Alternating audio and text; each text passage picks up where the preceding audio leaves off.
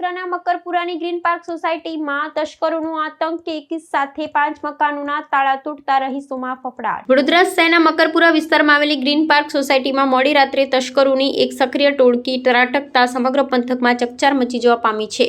આ ગુનાહી તત્વો એક સાથે 5 જેટલા મકાનોને નિશાન બનાવી તાળા તોડવાનો પ્રયાસ કરતા સ્થાનિક રહેવાસીઓમાં ભારે ભય અને અસુરક્ષાનો માહોલ ઊભો થયો છે।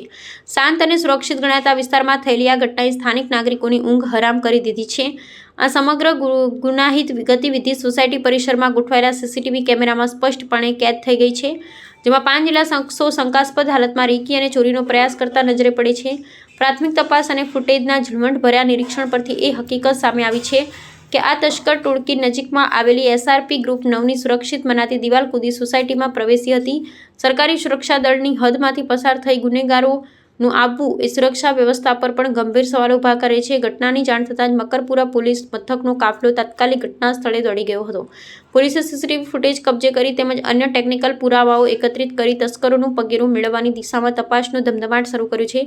ભવિષ્યમાં આવી ઘટનાઓ નિવારવા માટે પોલીસે આસપાસના વિસ્તારોમાં રાત્રિ પેટ્રોલિંગ સઘન બનાવી છે અને ફરાર આરોપીઓને સત્વરે ઝડપી પાડવા માટે સર્ચ ઓપરેશન તેજ કરી દીધું છે।